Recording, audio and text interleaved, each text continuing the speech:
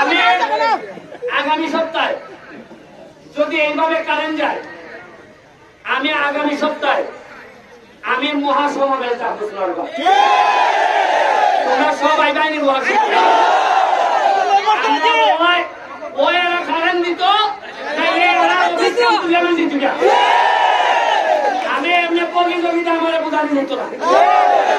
কালকে আমি ফোন দিচ্ছি কালে জিএমএ কয় শ্বাস ধারণ কর। আমি আওয়াজ হয়ে বুঝছি এর কিছু দুর্বলতা আছে। পয়সা একবারে নাই স্যার, মাত্র 5 মিনিট তোমার স্যার। আর এর যদি বেটা যদি ফোন দাও এমন ইংলিশ কয় বুঝুই যায় না।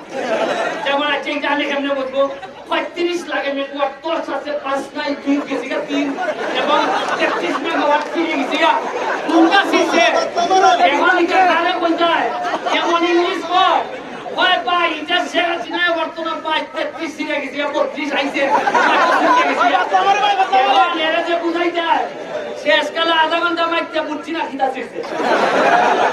এর ভিতরে আমাদের ফেসবুকে কাইলেই আমাকে বলো নয় যায় না ভাই তাই তো ইতিহাস বলতে তাই খারেন দিতে হবে।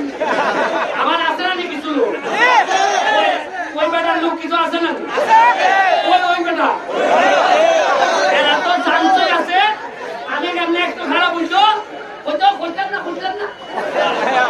তবে আগামী সপ্তাহে রেডিও মহাসমাবেশের লেখিয়া আমরা সবচেয়ে বড় মহাসমাবেশ করে জানাই দিব। ওই কারেন্ট দিবাই নাইলে তোমার কাছ থেকে অভিনন্দন দেবা। আমি আবারও এবার আমি ওই যে বিদ্যুৎ মন্ত্রী বিপু ভাইয়ের সাথে আলাপ করবো কিতা মাত্রায় রে ভাই। এরা বেশিরভাগ নেতা ওই তৃণমূলে যায় না। ও আচ্ছা আমি এখন চাকরি বাইরে আমাদের প্রধানমন্ত্রী